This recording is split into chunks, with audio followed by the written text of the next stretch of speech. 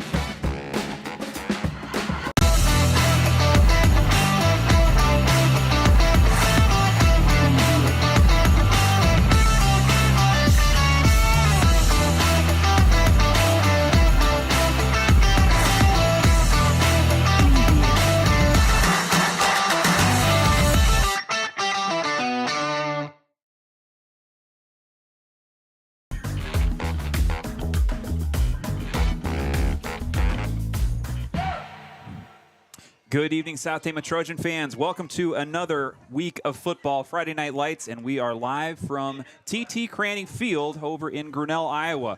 I'm Darvin Graham. I'm joined by my co-host this evening, Nate Van Dyke.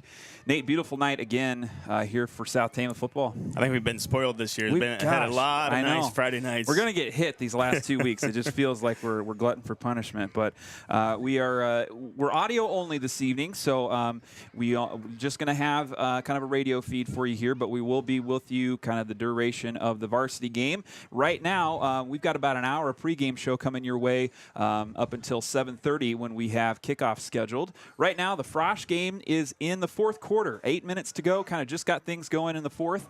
South Tama just got a touchdown, but they are trailing 34-20 in Frosh competition. So we are ready to go here this evening. South Tama coming in looking for their first win of the season last week. Another difficult loss. Williamsburg, a very talented defending state champion team, comes into Trojan Field, and we saw every bit of Williamsburg that I think a lot of us expected. Yeah, those guys are going to be tough for anybody to beat. One of the fastest teams I've seen for a long time. Yeah, and so South Tama drops one in week 5. They're coming up against Grinnell here, but a Grinnell team that is only one loss on their season. They took their first loss last week. They had Solon, which is now Solon Spartans have climbed all the way to number 2 in the Des Moines Register rankings anyway. I'm sure the Gazette has them a little bit higher, but Solon, a very tough team. We're going to see them at the end of this regular season. So District 5 in Class 3A, I don't know. I'd be hard-pressed to find a more challenging district in the state of Iowa this season. Another big matchup kind of around the state of Iowa tonight. Up in northwest Iowa, Algona, number 1 in Class 3A, taking on Clear Lake. That's a top 5 matchup, so that should be interesting to see how Alex Mansky and the Bulldogs up there in Algona kind of fare against a nearby kind of rival. So we'll keep an eye on that one, get you updated as things progress throughout the evening. And we've got a lot of stuff coming up here in the pregame show. We have a Coach's Corner interview with Robert Tynisma. We checked in with him and just kind of got things caught up with the cross-country team, where they're headed. Only just about a week to go before they get into postseason action. They'll have Montezuma meet coming up next week. They've got the Wartburg Invitational meet. That's always a fun one, I know, for those kids to go up, run on a bigger course. A lot of competition up there. Pretty flat course from what we know. And the PR times usually look pretty good coming out of that Wartburg meet. So they have that this Saturday. And then next week is the last regular season meet against over in Montezuma. And then the week after, the WAMAC meet. The week after that, state qualifying, and then off we go. And we're almost to the end of October. So we're going to hear from Robert Tynisma. We're also going to have a players interview with 2 of our football players. We sat down with Kyle Youngbear and Tanner Large. A couple of Tanner's a junior, but a couple of key players on this South Tama roster this season. And we're going to chat with them. We have an interview coming up in pregame, and then our Coach's Corner with South Tama's Nate Dorn also coming up in a little bit. Thoughts from you, Nate, as we kind of get things ready to go here in Grinnell? Maybe thoughts from last week even, thinking about that Williamsburg game. I think we're just keeping rolling forward, but I like a night like tonight. I think these type of rivalries, we're just 25 minutes down the road, and I think it's great for sports. And I can remember when, as a player, we came down here and played Grinnell. I think the helicopter landed on the field or something that night. But playing for a trophy, I think football is kind of the biggest rivalry between South Tama and Grinnell. So excited for and crazy things can happen in those rivalry games. Sometimes players get a little more maybe keyed up for them. And just talking to the players today, it sounds like they think they got a shot and they can win this one. So we'll see what unfolds here. Should be a fun one, and we've got about just under an hour to go before kickoff here at TT Cranny Field. Darvin Graham and Nate Van Dyke with you. We're going to step aside and hear from a couple of our sponsors, and when we get back, we are going to have an update on the cross-country team and run down some scores from Week 5. Thanks for being with us here on Trojan Country. We will be back after this.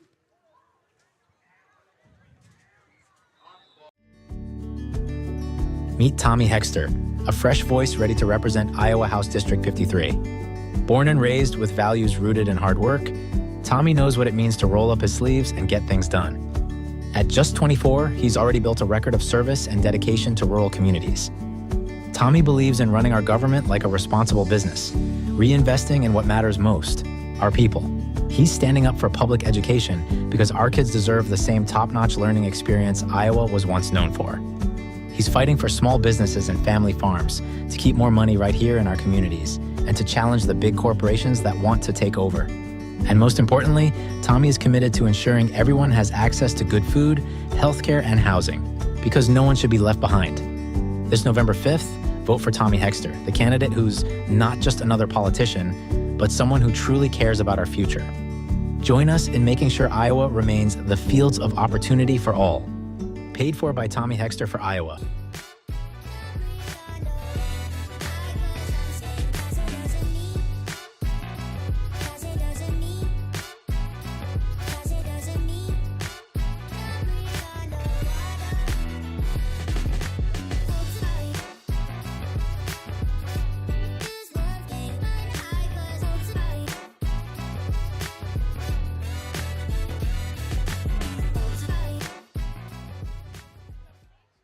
Welcome back live from TT Cranny Field. Darvin Graham, Nate Van Dyke here with you as we are in our pregame show, about 45 minutes away from kickoff here in Grinnell.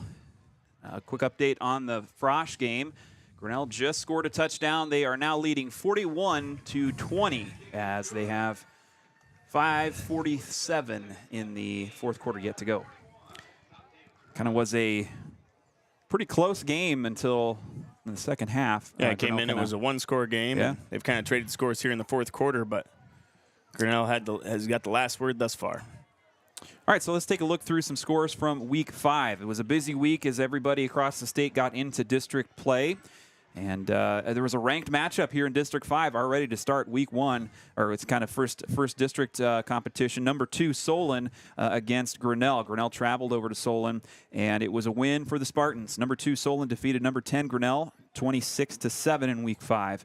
South Tama had Williamsburg at home last week. The Williamsburg Raiders, they're a one-loss team. They took a loss to Cedar Rapids Xavier earlier in the year. They're currently sitting number 7th in the Class 3A standings, and the Raiders defeated South Tama 54-14. Benton Community, meanwhile, had Fairfield, and they got a shutout win against the Trojans and got the win in Week 5, 29-0. Looking down some of the area schools and schools of note for the South Tama Trojans, Roland Story, our Week 1 opponent, defeated Southeast Valley 42-17 in Week 5. Charles City had the unenviable task of facing Algona, the top-ranked team in Class 3A. A couple of 5-star recruits headed to Iowa State next year on that team, and Charles City took a loss, 53-25 in Week 5. Knoxville was defeated by Atlantic last week, 56-21. North Tama defeated Wapsie Valley, 22-13. Union Community lost to a ranked Prairie City Monroe team, and the final score there was 53-7 in Week 5. Tripola defeated GMG Garwin by a shutout score of 58-0. Gladbrook Rhinebeck defeated Janesville. They had a tight one, but the Rebels came out on top. 49-32 was the final score in Week 5 for Gladbrook Rhinebeck. Marshalltown took a loss. They are winless so far in their season, and they took a loss to Ottumwa, 42-28. However, I think Ottumwa they're kind of a dark horse team this year in Class 5A, a team that you kind of think about the metro schools, the suburban schools in that class, but Ottumwa I think is going to be a team to watch down the stretch here, and they get a big win against Marshalltown. Montezuma defeated BGM 46-27. South Hardin defeated East Marshall 48-0. East Marshall starting out, I believe they started their season 3-0, 4-0, something like that. And they've lost 2 straight. They had Grundy Center, of course, 2 weeks ago, and nobody's really losing to Grundy Center nobody's really winning against Grundy Center these days. And so East Marshall, 2 straight losses, and they lose to South Hardin 48-0. North Butler defeated BCLUW. They are also winless on their season, and the Comets losing to North Butler 22-0. And West Marshall up down Highway 30 there defeated Jessup in Week 5. 45-13 was the score. Further down, kind of looking through the ranked teams in Class 3A, Clear Lake had Webster City last week, and they got a win, 49-21. Humboldt defeated Hampton-Dumont, Cal, and that was a 28-10 final score there. Sergeant Bluff-Luton defeated Boyden Hall Rock Valley 42-7. Bishop Heelan Catholic defeated Sioux Center 21-3, and Wahlert Catholic defeated Center Point Urbana 43-0. Up in Class 4A, I think third ranked now, Apella Dutch got a nice win against Carlisle 34-21. They got a win against Xavier Catholic also on their resume, and they've got a big game tonight against Newton. So that'll be a fun one to see how the Newton Cardinals looking pretty good this year as well, and they're coming up against a talented Pella team. Xavier, meanwhile, they had Clinton, and they shut out Clinton in Week 5, 56-0. And on down in Iowa County, Iowa Valley defeated English Valleys in Class A competition 60-18. So it's kind of a rundown of what we saw in our area and in teams of note in Week 5. Jumping over to cross country here. Cross country had a meet on Tuesday. They were over in Williamsburg, and second time the Trojans have run over at Williamsburg this season. They had an early bird meet over there. I think that was their first meet of the season because the Marshalltown one got canceled. And they were back there again for the Invitational. Really nice. There were some PRs set across the board. South Tama's junior captain, Barrett Jacina, set a PR. He was 7th overall with a time of 16:33.4. And you'll hear from Robert Tynisma after a little bit. And he'll get you some of his thoughts about how Barrett's been progressing. But really compared this year to last year, he's really seen Barrett drop some time off of his races, kind of going through start of the year to where he is now. He's been able to get a minute off of his PR time. Nice to see him continue to PR without that great group that he was with last year, that great group of seniors. Yep, showing some initiative there and some leadership as well. And Jerome Capello, meanwhile, was also, so kind of going down the varsity finishers for South Tama. Jerome Capello had a time of 19:03.0. Giovanni Perez, a junior, finished with a time of 19:12.5. And Brady Jacina, freshman, a younger brother of Barrett, finished with a time of 19:13.6. I know the Trojans have been, Brady had been kind of dealing with a little injury, and he's kind of healthy and back ready with the team to go. And I think that'll help things. Having the two brothers running together always helps things out. The girls did not have anybody competing in varsity competition, but they did have 4 runners running in junior varsity. Freshman Java Gomez was the top finisher for South Tama. She had a PR finish with a time of 25:15.9. Jenny Manzo, senior for STC, also had a PR, and she finished with a time of 25:36.9. Sadie Capello finished with a time of 27:23. She's a senior, and that rounds out the finishers for South Tama in the girls' junior varsity race. We're going to step away and hear from some of our sponsors. When we get back, we will have our Coach's Corner interview with STC's Robert Tynisma. Thanks for being with us. It's pregame here. Just a quick update. Pregame at the TT Cranny Field Steve Kriegel Memorial Trophy game. We are about 45 minutes away from kickoff. Kickoff scheduled for 7:30. Thanks for being with us. We'll be back with you after this.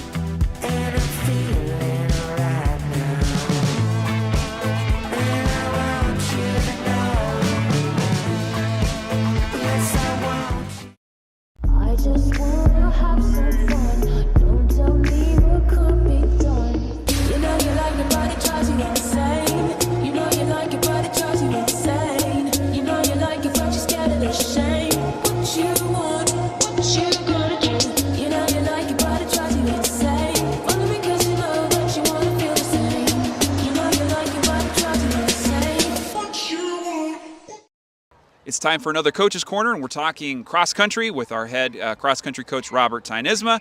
Robert, how you doing this evening on a Thursday night? I'm doing well, thank you. Good, good. Thanks for making some time for us. Been a couple of weeks since we caught up with you guys in the cross country team, and I want to kind of see if you can walk us through the last few meets that you've been. Been a couple of weeks, but the home meet took place since we last talked. How did things go for the Trojans here at their home meet just next door? It went pretty well. That would have been the tougher, our toughest meet to date would have been our home course. We've got some decent hills on our course. The weather was great for running.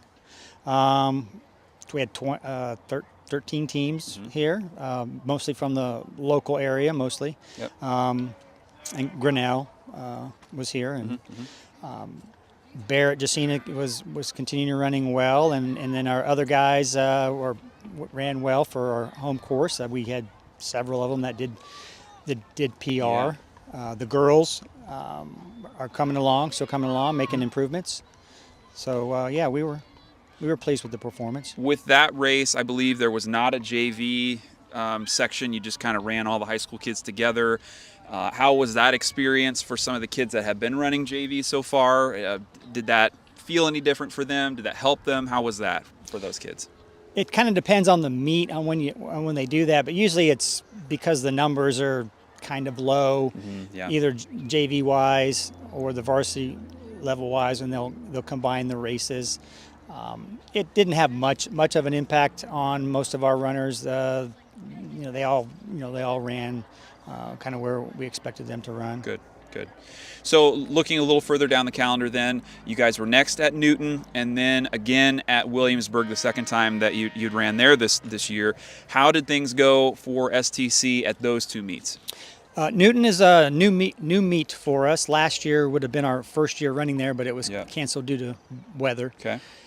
This year we made it there. They run at Maytag Park. Okay. And it's probably maybe a little tougher than our course. It's got some hills to it, some hills and so forth. Several sharp turns on the course. Interesting. But it's a nice venue. Our guys and gals did pretty well considering the type of terrain that they were running on, and still getting better. Yeah. Getting better.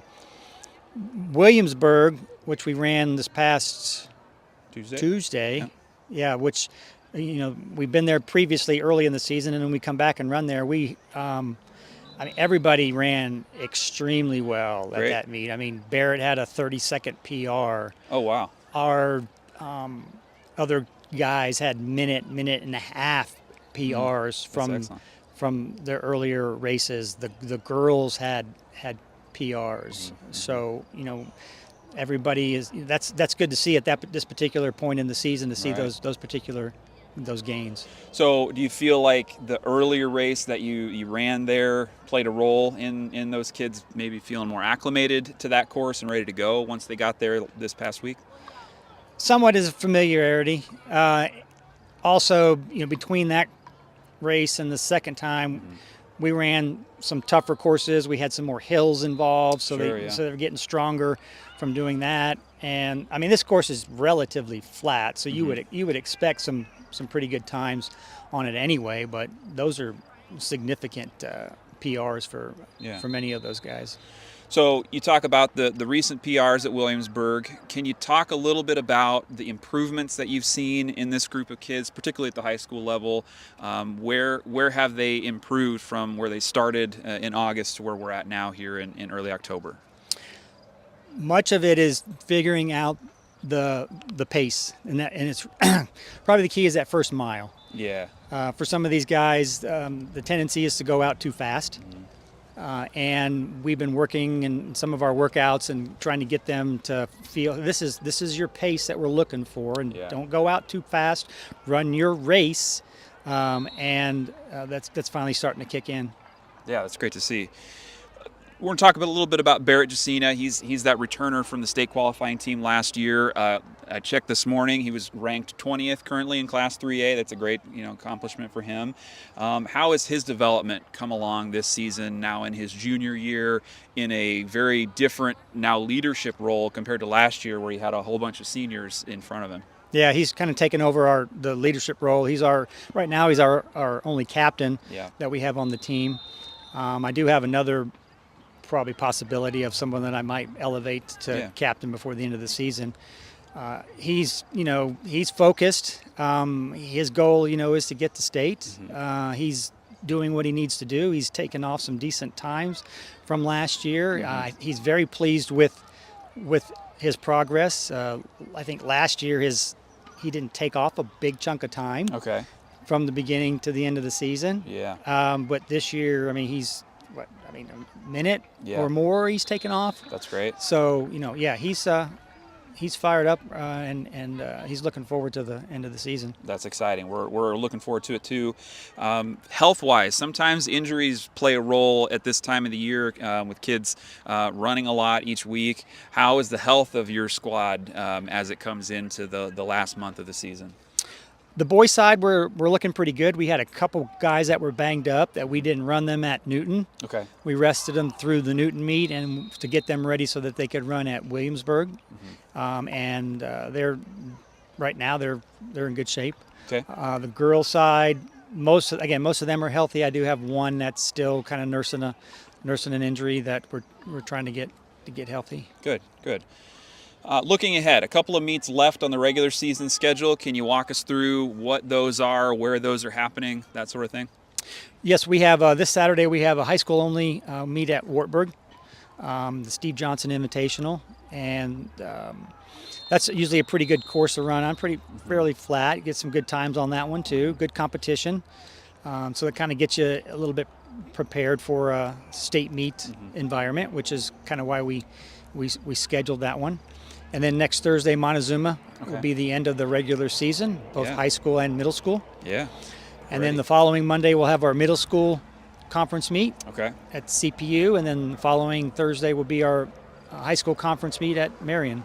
Awesome. So